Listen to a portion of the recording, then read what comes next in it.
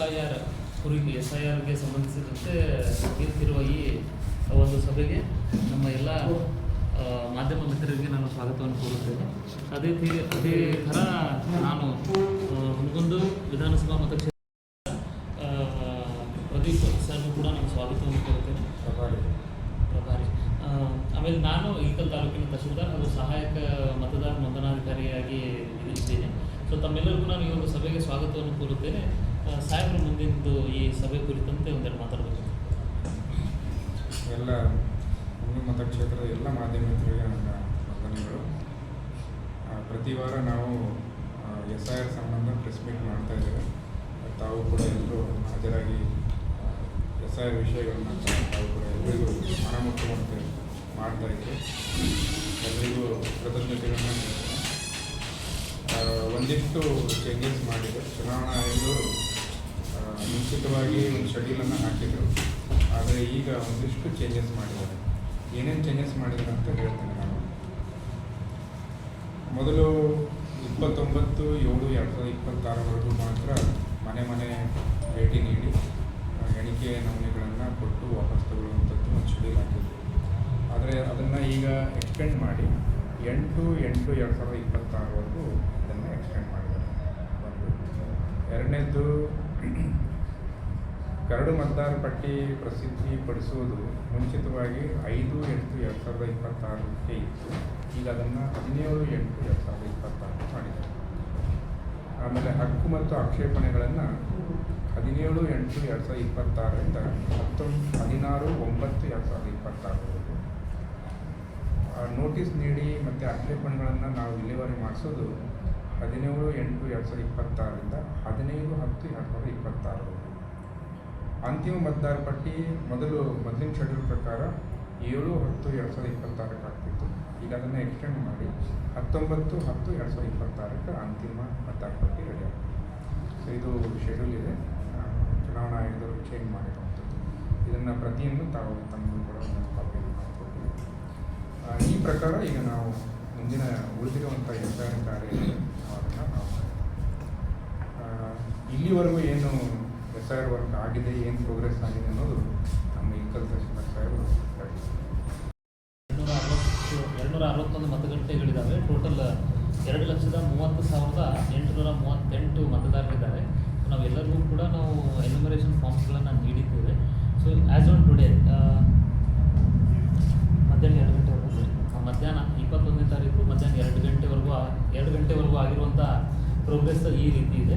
So ಈಗಾಗಲೇ ನಮಗೆ 1,58,829 ಅಂದರೆ 68.81% ಏನು ಎನ್ಯುಮರೇಷನ್ ಫಾರ್ಮ್ಸ್ಗಳನ್ನು ಕೊಟ್ಟಿದ್ವಲ್ಲ ಅವೆಲ್ಲ ಮರಳಿ ವಾಪಸ್ ಬಂದಿರುವಂಥ ಫಾರ್ಮ್ಸ್ಗಳು ಕೂಡ ಡಿಜಿಟೈಸೇಷನ್ ಆಗಿದ್ದಾವೆ.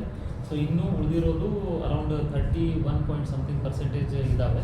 ಸೊ 8ನೇ ತಾರೀಕುವರೆಗೂ ಟೈಮ್ ಇದೆ ಅಂತ ಇದೆ.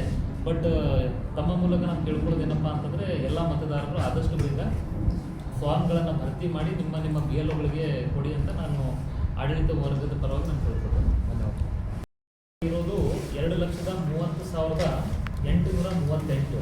ಸೊ ಅದರ ಪೈಕಿ 1,58,829 ಅಂದರೆ 68.81% ಡಿಜಿಟಲ್ಕರಣ ಆಗಿದೆ.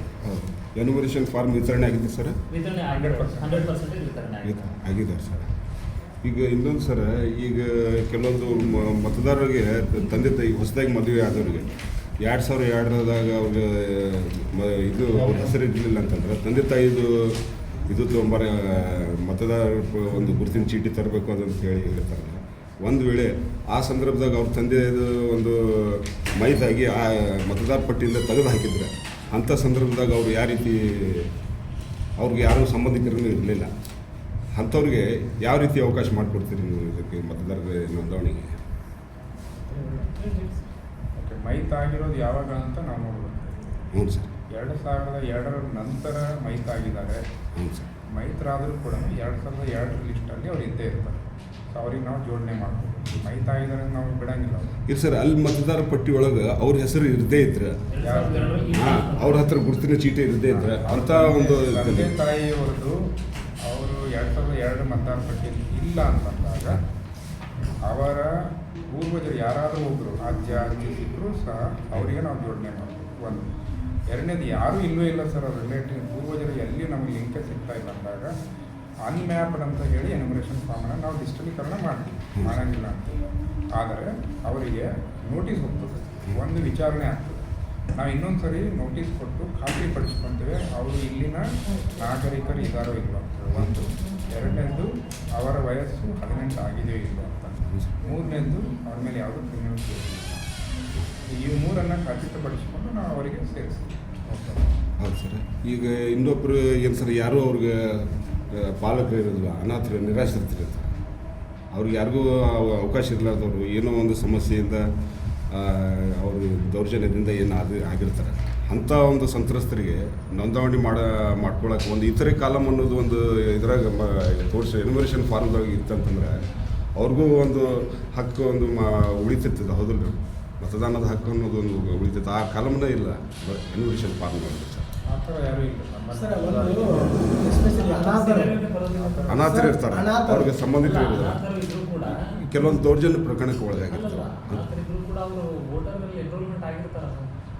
ಇಲ್ಲ ಸರ್, ಅಂಥವ್ರು ಆಗ್ಲಾರ್ದವ್ರು ಅವ್ರು ಸೇರ್ಪಡೆ ಮಾಡುವಂಥ ವ್ಯವಸ್ಥೆ ಐತೆ. ಆಗದೇ ಇರೋರು 18 ವಯಸ್ಸು ದಾಟಿದೆ ಅಂದರೆ ನಾವು ನಾರ್ಮಲ್ ಪ್ರೊಸೀಜರ್ ಫಾರ್ಮ್ 6 ಮತ್ತು ಡಿಕ್ಲರೇಷನ್ ತೊಗೊಂಡು ಅವ್ರಿಗೆ ಸೇರಿಸ್ತೀವಿ. ಅವ್ರಿಗೆ ಅವಕಾಶ ಐತೆ ಅಂದಾಗ ಅವಕಾಶ ಇದೆ.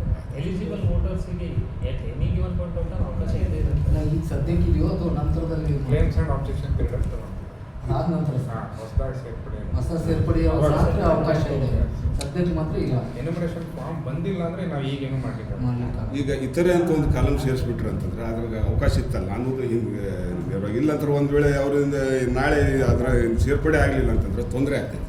ಅಲ್ಲ, ಸೇರ್ಪಡೆ ಅವಕಾಶ ಇದೆ. ಕ್ಲೇಮ್ಸ್ ಆ್ಯಂಡ್ ಆಬ್ಜೆಕ್ಷನ್ ಅಲ್ಲಿ ತಂದು ಕೊಡೋದು ಎಲಿಜಿಬಲ್ ಇದ್ರೆ ಒಂದು ಅಪ್ಡೇಟ್ ಆಗುತ್ತೆ. ಅಪ್ಡೇಟ್ ಆಗ್ತದೆ. Okay, thank you sir.